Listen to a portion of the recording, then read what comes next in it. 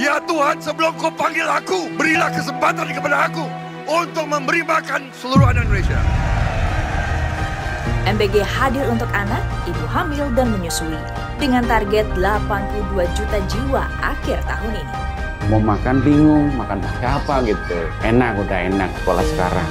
Terima kasih juga untuk Bapak Presiden memberikan kesempatan untuk kita semua bekerja di sini. Pemimpin sejati, tepati janji.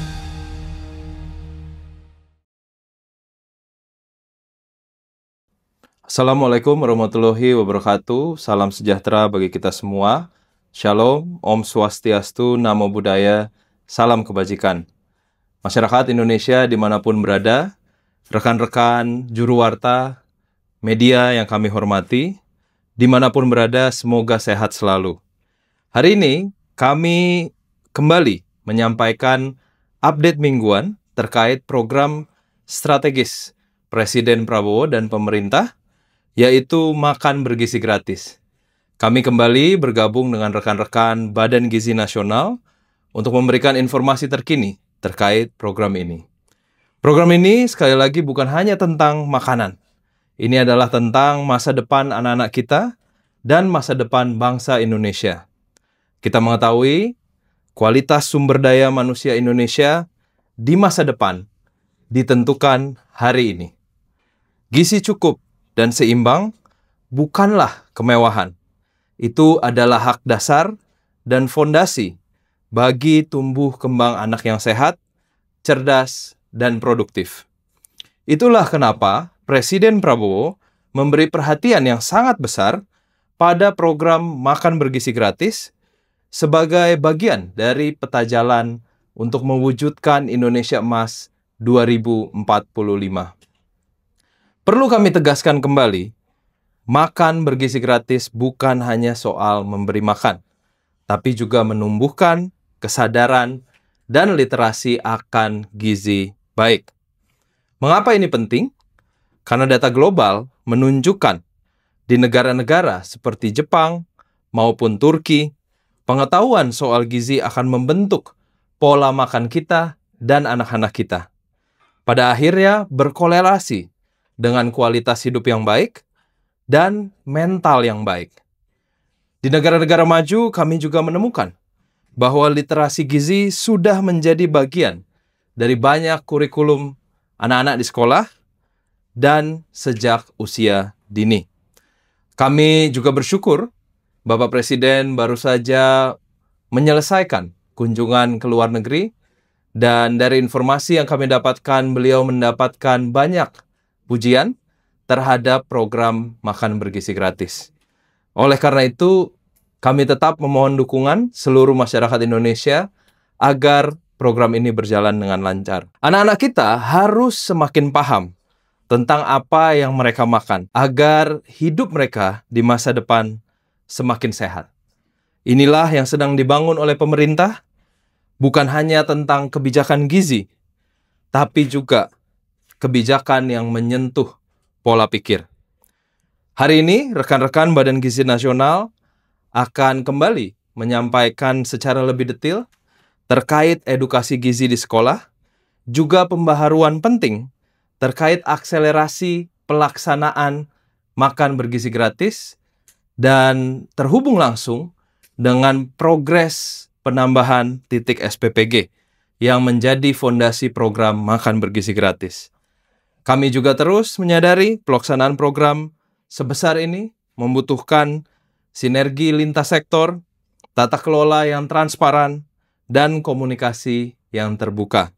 Oleh karena itu, sesi update mingguan ini terus kami lakukan, dan kami harapkan menjadi ruang untuk kita menyampaikan informasi yang akurat, mendengar masukan, dan memperkuat komitmen kita bersama. Tanpa panjang lebar, mari kita dengarkan penjelasan dan update dari rekan-rekan Badan Gizi Nasional.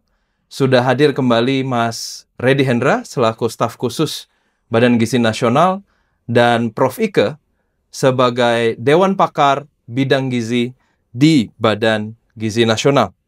Terima kasih. Wassalamualaikum warahmatullahi wabarakatuh.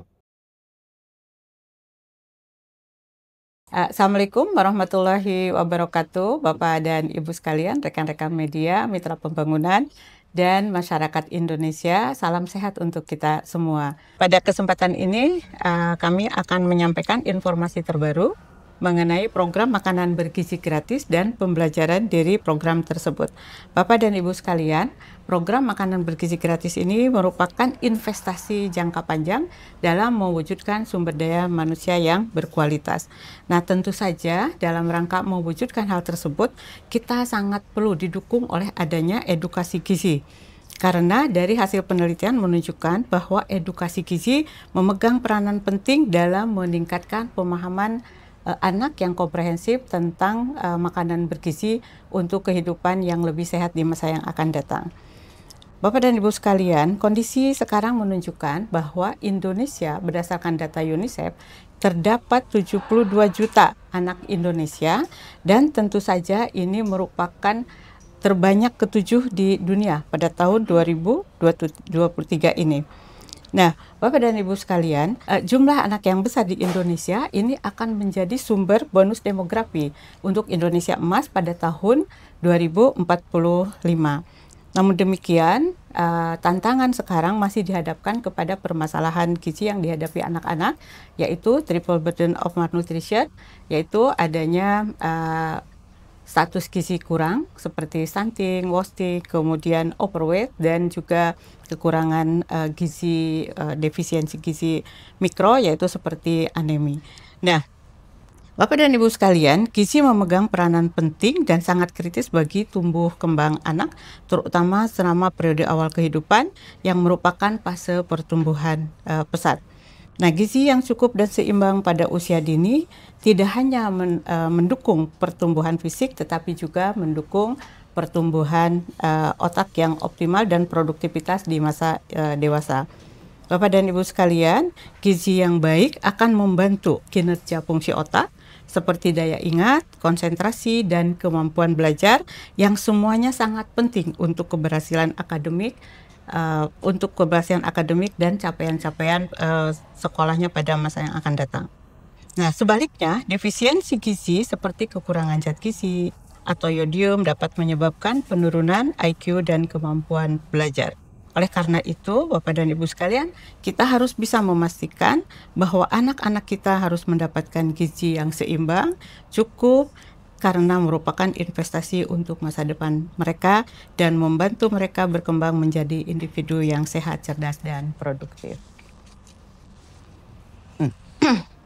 Untuk hal ini, Bapak dan Ibu sekalian, pendidikan gizi sangat penting dalam meningkatkan demand anak terhadap makanan yang sehat dan bergizi yang dibutuhkan untuk tumbuh dan berkembang dengan optimal.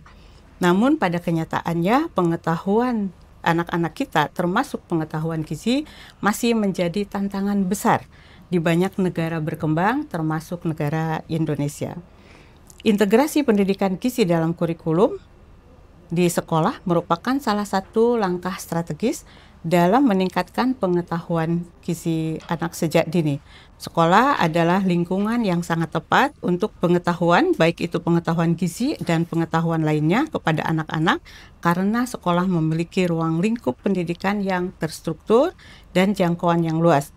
Dengan demikian, anak-anak bukan hanya belajar tentang gizi, tetapi juga anak-anak menerapkannya dalam kehidupan sehari-hari. Bapak dan Ibu sekalian, pendidikan di gizi yang diterapkan sejak dini membantu siswa memahami kaitan antara makanan, kesehatan, dan kesejahteraan yang pada akhirnya mendorong mereka untuk membuat pilihan hidup yang lebih sehat.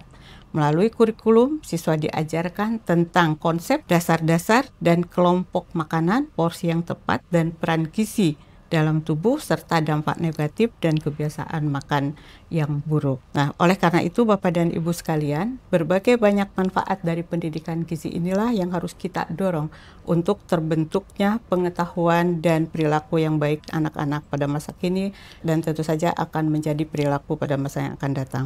Nah, oleh karena itu Bapak dan Ibu sekalian, sebagai lembaga yang bertugas dalam program pemenuhan gizi nasional, Badan Gizi Nasional juga melakukan upaya edukasi dan pendidikan gizi, di antaranya sosialisasi yang dilakukan melalui platform sosial media YouTube, berupa podcast, promosi, melalui video edukasi yang berlokasi di dapur gizi, di sekolah, di lokasi lainnya yang berhubungan dengan program makanan bergizi.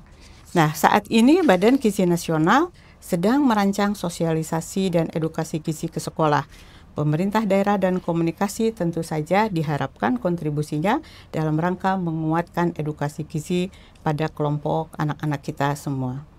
Bapak dan Ibu sekalian, kolaborasi yang kuat dengan kementerian lembaga lain seperti Kemendagri, Kemenkes, Bappenas, Kementan, utusan khusus Presiden bidang kepemudaan Kemenponra dan lainnya akan mendukung pencapaian optimal bagi target yang sudah ditetapkan oleh pemerintah. Oleh karena itu, Bapak dan Ibu sekalian, kami percaya bahwa program makan bergizi gratis akan berjalan dengan optimal jika dibersamai dengan pelaksanaan edukasi gizi yang komprehensif dan menyeluruh di seluruh lapisan masyarakat. Kami mengajak semua pihak untuk terus mendukung program ini demi menciptakan generasi emas Indonesia yang sehat dan berdaya. Demikian Bapak dan Ibu sekalian, terima kasih atas perhatiannya. Semoga kita sehat selalu, gizi sehat, SDM hebat. Assalamualaikum warahmatullahi wabarakatuh. Assalamualaikum warahmatullahi wabarakatuh. Shalom, salam sejahtera untuk kita semuanya. Om Swastiastu, Namo Buddhaya, salam kebajikan. Saya ucapkan terima kasih atas kehadiran teman-teman semuanya dalam kesempatan konferensi pers hari ini. Kami dari Badan Gizi Nasional akan memberikan update terkait dengan pelaksanaan program Makan Bergizi Gratis. Hingga hari ini jumlah satuan pelayanan pemenuhan gizi yang telah beroperasional berjumlah sebanyak 2.127 dengan jangkauan penerima manfaat sebanyak 6,482.784 penerima manfaat yang semuanya sudah tersebar di seluruh Indonesia. Dari kategori sasaran penerima manfaat, program Makan Bergizi Gratis ini sudah menyasar tingkat PAUD, TK, Raudatul Atfal sebanyak 357.975 penerima manfaat. Kemudian tingkat SD dan MI totalnya sudah mencapai 2.702.981 penerima manfaat. Kemudian dari tingkat SMP, MTS, dan sederajat sudah mencapai 1,7.722.445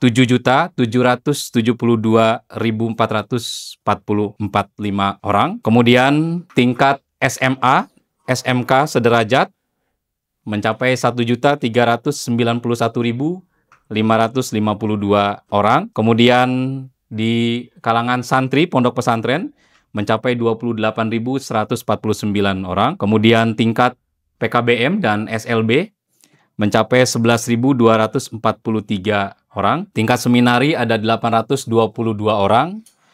Dan penerima manfaat di luar siswa, yaitu ibu hamil, sudah mencapai 28.877 orang. Ibu menyusui mencapai 48.140 orang. Dan balita yang sudah menerima manfaat dari program Makan Bergizi Gratis ini sudah mencapai 139.752 orang. Selain penerima manfaat langsung program Makan Bergizi Gratis ini, hari ini ada total 5.488 kelembagaan ekonomi lokal terdiri dari koperasi, BUMDes, dan UMKM yang terlibat secara langsung menjadi supplier di Satuan Pelayanan Pemenuhan Gizi. Sehingga dari total 2.127 Satuan Pelayanan Pemenuhan Gizi, Badan Gizi Nasional sudah melibatkan 82.336 orang yang menjadi pekerja sukarelawan yang ada di seluruh Satuan Pelayanan Pemenuhan Gizi. Bapak Ibu sekalian, program Makan Bergizi Gratis juga sudah mulai menyentuh sekolah rakyat yang di dalam beberapa kesempatan sekolah rakyat sudah mulai dioperasionalkan, dan program Makan Bergizi Gratis ini sudah menyasar kelompok pelajar di sekolah rakyat sebanyak 848 orang di seluruh Indonesia. Bapak Ibu sekalian, Badan Gizi Nasional juga telah menyelesaikan pendidikan 30.000 calon kepala SPPG yang dalam hal ini bekerja sama dengan Universitas Pertahanan. Sebanyak 30.000 itu akan langsung ditempatkan di Satuan Pelayanan Pemenuhan Gizi, baik itu yang sudah beroperasi atau yang akan beroperasi. Hari ini total calon mitra yang sudah mendaftar kepada Badan Gizi Nasional totalnya sudah mencapai 20.000, dan dari 20.000 itu ya sebanyak 10.957 dalam proses verifikasi. Jumlah kepala SPPG yang akan ditempatkan dalam tahap awal ini sebanyak 10.957 yang akan langsung memantau proses verifikasi yang akan dilakukan kepada calon mitra. Sehingga Badan Gizi Nasional mentargetkan pada bulan Agustus akan mengoperasionalkan minimal 8.000 satuan pelayanan pemenuhan gizi sesuai dengan arahan Pak Presiden. Pada tanggal 17 Agustus, Badan Gizi Nasional sudah bisa melayani penerima manfaat sejumlah minimal 24 juta penerima manfaat. Bapak Ibu sekalian, dalam beberapa pekan terakhir ada berita terkait dengan adanya larva atau ulat yang ada di dalam makanan di salah satu SPPG, yaitu di Kabupaten Tuban. Kami sudah melakukan audit dan menindaklanjuti laporan dari masyarakat. Dan dari laporan-laporan tersebut, kami sudah melakukan perbaikan-perbaikan yang sistematis dan terus-menerus.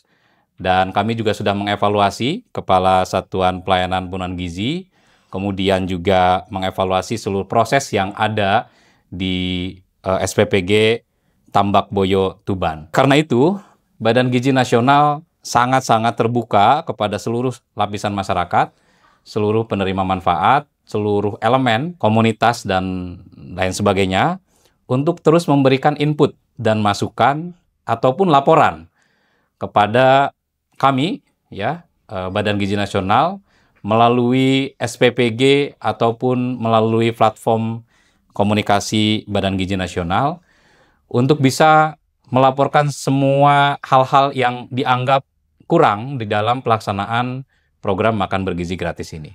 Badan Gizi Nasional akan segera menindaklanjuti ketika terjadi kesalahan prosedur, kemudian kesalahan operasional, kami langsung memperbaiki dan harapannya ini tidak akan terjadi di masa yang akan datang.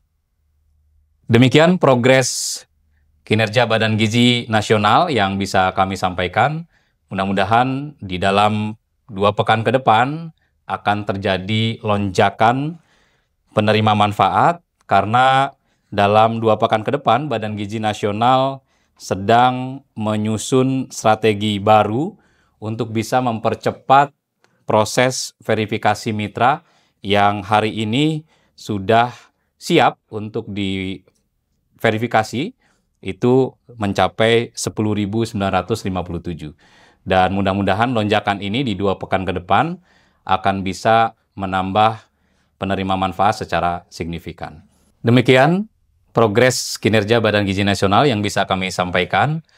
Kami mengucapkan terima kasih banyak kepada seluruh masyarakat yang sudah memberikan kritik, masukan, laporan, agar program makan bergizi gratis ini jauh lebih baik bisa dilaksanakan di masa depan. Wassalamualaikum warahmatullahi wabarakatuh. Shalom, salam sejahtera untuk kita semuanya. Om Swastiastu, Namo Buddhaya, salam kebajikan. Terdapat pertanyaan dari Bloomberg Teknos. Bagaimana pengawasan pelaksana MBG yang dilakukan BGN?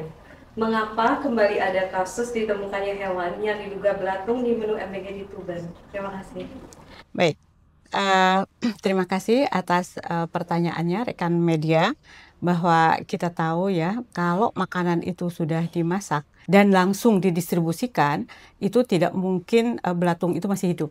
Begitu ya, karena memasak dalam sekian derajat pasti belatung atau bakteri itu kan kita asumsikan itu sudah mati. Nah, kenapa ada belatung di ompreng atau food tray? Itu kemungkinan karenanya ada bahan mentah yang masuk ke dalam food tray atau ompreng. Contohnya misalnya bahan mentah itu adalah buah-buahan. Misalnya jeruk gitu ya, dimasukkan ke dalam ompreng atau dari sayuran. Nah, kemungkinan itu jeruk yang tidak termonitor, mungkin jeruk itu ada sudah sedikit agak busuk mungkin ya, tapi tidak termonitor, atau misalnya di dalam sayuran yang mentah dan kemudian tidak dimasukkan dulu, dicuci dulu, di blanching dulu di dalam air yang panas sebentar begitu ya. Jadi Bapak dan Ibu sekalian, oleh karena itu dari BGN sekarang mendorong semua SPPG apabila akan memasukkan sayuran dalam bentuk mentah, maka harus di blanching dulu atau dicelupkan dulu pada air panas, sehingga kalau misalnya di situ ada belatung dan sebagainya, belatung akan keluar dan akan mati dengan sendirinya. Dan kita juga berharap kalau bisa jangan memasukkan buah-buahan mentah ya, buah-buahan misalnya seperti jeruk, pisang begitu ya ke dalam food tray. Karena hal ini juga tadi selain kemungkinan tadi ada belatung, juga akan terkontaminasi adanya bakteri dari kotoran yang masih menempel di buah-buahan tersebut. Oleh karena itu untuk kedepannya kami sekarang sedang berusaha untuk terus mendorong semua SPPG agar terus melakukan pengawasan yang lebih ketat. Ya, selain tadi praktek dengan blanching, tetap justru di sisi lain juga kita adanya dorongan yang sangat kuat bagi pengawasan di pihak SPPG. Demikian Bapak dan Ibu sekalian, semoga dapat menjawab dengan baik. Terima kasih.